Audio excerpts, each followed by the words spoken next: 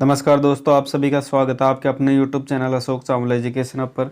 दोस्तों, आज हम जिस पाठ्य योजना के साथ मिल रहे हैं वो होने वाली है पाठ्य योजना गृह विज्ञान यानी होम साइंस की पाठ्य योजना होने वाली है, और जिसका प्रकरण यानी शीर्षक है धुलाई कला। तो दोस्तों, ये जो प्रकरण है धुलाई कला, इससे संबंधित आज हम पाठ्य योजना के बारे में बात करने वाले हैं।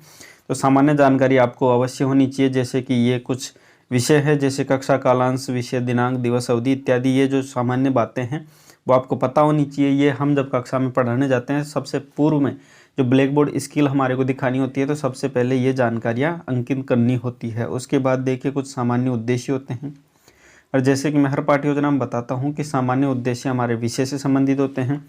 जैसे आज का हमारा विषय है होम साइंस यानी गृह विज्ञान, तो गृह विज्ञान से रिलेटेड जो भी उद्देश्य होंगे हमारे सामान्य उद्देश्य कहे जाएंगे।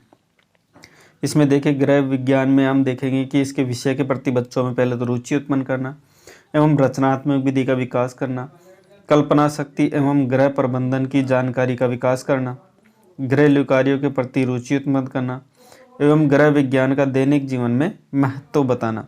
उसके बाद है स्वच्छ जीवन जीने के लिए स्वच्छता के महत्व को समझाना। तो ये हो गए सामान्य उद्देश्य। उसके बाद कुछ विशिष्ट उद्देश्यों की देखिए। विशिष्ट उद्देश्य हमारे प्रकरण या शीर्षक से संबंधित होते हैं। जैसे आज का हमारा शीर्षक है धुलाई कला।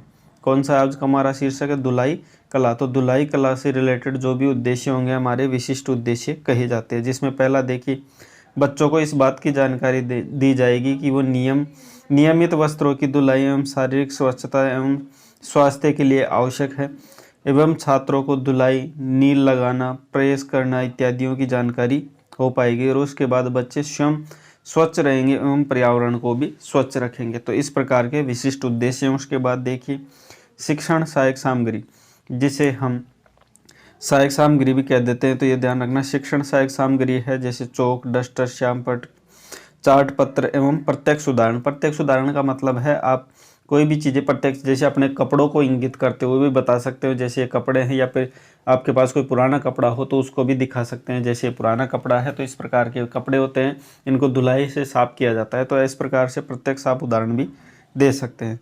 उसके बाद देखिए शिक्षण की विधियाँ कि पढ़ाते समय कौन कौन सी शिक्षण की विधियों का प्रयोग किया गया है। तो उसमें देखिए प्रश्नोत्तर विधि और स्पष्टीकरण या व्याख्या विधि। तो इसमें देखिए ये चीज़ें हैं जिनका उपयोग आप, ये स्पष्टीकरण या फिर इत्यादि प्रश्नोत्तर विधि है, ये एक पढ़ाने का तरीका होता है। उसके बाद देखिए पूर्व ज्ञान, ये थोड़ा मैं अभी दिख रहा होगा आपको। तो ये एक होता है पूर्व ज्ञान। अब पूर्व ज्ञान जो बिंदु है उसमें बच्चे से वो कुछ पूछा जाता है जो आज हम पढ़ने जा रहे हैं, उससे संबंधित बच्चे में पूर्व में क्या ज्ञान रहा है वो जानना। तो बच्चे मनुष्य की जो मूलभूत आवश्यकता है, 3 आवश्यकताएं होती है, उस तीनों आवश्यकताओं के बारे में बच्चा सामान्य तो जानकारी रखता है, और भी नहीं तो ज़्यादा डिटेल्स नहीं तो रोटी, कपड़ा, मकान इत्यादि तो जानकारी रखता ही है। उसके बाद देखिए प्रस्तावना, जो कि अगला बिंदु है। देखिए प्रस्तावना जो अगला बिंदु है उसमें प्रश्नोत्तर माध्यम से प्रस्तावना की गई है, जिसमें पहला प्रश्न देखिए पृथ्वी पर सबसे जागरूक प्राणी कौन है? तो वो मनुष्य होता है, क्योंकि मनुष्य सर्वाधिक जागरूक बताया गया है। और मनुष्य की मूलभूत आवश्यकताएं कितनी होती है? तो 3 आवश्यकताएं होती है। 3 मूलभूत आवश्यकताओं में मतलब उनका नाम बताइए। तो रोटी, कपड़ा, मकान, ये 3 आवश्यकताएं हो गई। उसके बाद चौथा प्रश्न, मनुष्य का कपड़ा जब मैला हो जाता है तो उसे वह क्या करता है? तो मतलब मैला होने के बाद वो क्या करता है? तो वो उसको साफ करता है। उसके बाद 5वां प्रश्न देखिए, 5वां प्रश्न है कपड़े की धुलाई के लिए क्या क्या करना आवश्यक है। तो कपड़े हम जब साफ करते हैं तो कौन कौन सी चीज़ें करते हैं। तो बच्चा ऐसा तो नहीं है कि इसमें मौन हो जाएगा, तो बच्चा इसमें मौन बिल्कुल ही नहीं होगा, बच्चा इसका जवाब देगा, क्योंकि बच्चा है कुछ तो जानता है ना, ऐसा तो नहीं है बिल्कुल ही नहीं जानता। तो बच्चे को यहाँ पे आपको मौन नहीं करना, क्योंकि बहुत सी पाठ्य योजना में बहुत से यूट्यूबर भी पढ़ाते हैं, तो वो मैंने देखा है कि वहाँ पे ये गलती वो करते हैं अक्सर। तो यहाँ पे मौन बिल्कुल ही नहीं करना है, क्योंकि आज की जो एजुकेशन सिस्टम है वही चाइल्ड सेंट्रेड है, बच्चा ही सब कुछ होता है, और बच्चा ही नहीं बोलेगा तो फिर मौन रहेगा तो फिर क्या ही मतलब है उस शिक्षा का। तो बच्चे को कभी मौन नहीं करना, ये बात आप ध्यान रखें। उसके बाद देखिए उद्देश्य कथन, जब बच्चा थोड़ा समस्यात्मक होता है तो उद्देश्य कथन करता है छात्र अध्यापक या छात्र अध्यापिका कि प्रिय छात्रों, आज हम धुलाई कला नामक पाठ का विस्तार से चर्चा करेंगे। उसके बाद प्रस्तुतिकरण करता है। प्रस्तुतिकरण में देखिए कुछ बिंदु होते हैं, उनको दर्शाते हुए वो पाठ का विस्तार करता है। जैसे कपड़े धोने के कारण या फिर आवश्यकताएं कपड़े क्यों धोए जाते हैं, जिसमें वस्त्रों की सफाई, दुर्गंध को दूर करना, कपड़ों की सुंदरता को, कपड़ों की सुरक्षा के लिए दर्शाता है, एवं व्यक्तित्व एवं उत्तम स्वास्थ्य के लिए ये चीज़ें हैं। यहाँ पे छात्र क्रिया में आपको छात्र बस ध्यानपूर्वक सुनेंगे और चाहे तो वो नोट भी कर सकते हैं इस चीज़ों को। उसके श्यामपट्ट है, श्यामपट्ट में ये जो इसमें से कुछ बातें आपको निकाल के यहाँ लिखनी होती है। उसके बाद देखिए अगला बिंदु है वो है कपड़े धोने के लाभ।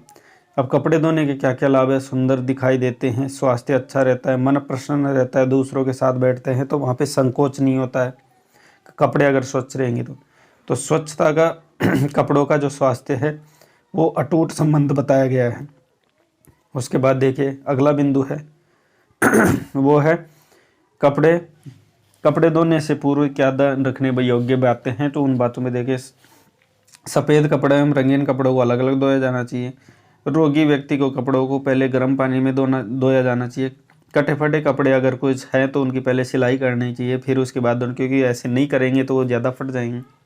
सफ़ेद कपड़ों को नील का उपयोग करने से वहाँ पे चमक आती है, तो और बच्चे इसमें ध्यानपूर्वक सुनेंगे, नोट करते रहेंगे। सफ़ेद कपड़ों को अलग धोए वरना वो जो पुराने कपड़े हैं उनमें ही वो मैले हो जाते हैं। उसके बाद देखिए बोध प्रश्न। अब छात्र अध्यापक संपूर्ण प्रस्तुतिकरण माध्यम से पूरा पाठ समझा देता है, तो समझाने के बाद बच्चा कितना समझा ये जानने के लिए बोध प्रश्न किया जाता है और उसको ही अभ्यास प्रश्न भी कह देते हैं, क्योंकि बच्चे का इसका अभ्यास हो जाता है। उसमें देखिए पहला प्रश्न, कपड़ों की धुलाई क्यों करनी चाहिए, तो साफ रखने के लिए। इसमें फिर छात्र अध्यापक प्रश्न करेगा कि सफ़ेद कपड़े को रंगीन कपड़ों से अलग क्यों धोया जाता है, कि कपड़े गंदे ना हो इसलिए, यह बच्चा जवाब दे रहा है। उसके बाद देखिए स्वास्थ्य कब अच्छा रहता है, तो इसमें दे पाठ के अकॉर्डिंग धुले हुए कपड़े पहनने से स्वास्थ्य भी अच्छा रहता है। उसके बाद देखिए मूल्यांकन प्रश्न। अब कुछ मूल्यांकन प्रश्न किए जाते हैं, जैसे पहला है हाँ या ना में इसमें जवाब देने हैं, तो अच्छे कपड़े पहनने से मन प्रसन्न होता है, तो हाँ होता है। उसके बाद दूसरा प्रश्न, सफ़ेद कपड़े में नील डालने से कपड़ा खराब हो जाता है, तो नहीं, क्योंकि इसमें चमक आती है, सामने पड़ा है। रिक्त स्थान के पूर्ति करनी है, तो इसमें देखिए धुले कपड़े पहनने से स्वास्थ्य रहता है, तो अच्छा रहता है। उसके बाद देखिए अगला प्रश्न, कटे कपड़ों को धोने से पूर्व क्या कर लेना चाहिए, तो उनको सिल लेना चाहिए या फिर उनकी मरम्मत कर लेनी चाहिए। अगला प्रश्न, कपड़े सुंदर कब दिखते हैं, जब धुलाई हो जाती है, उसके बाद वो सुंदर दिखते हैं। गृह कार्य देखिए, अब गृह कार्य यानी होमवर्क बच्चे को दिया जाता है, उसमें देखिए एक प्रश्न ऐसा दिया जाता है जिसमें बच्चे को संपूर्ण जानकारी उसके अंदर मिल जाए।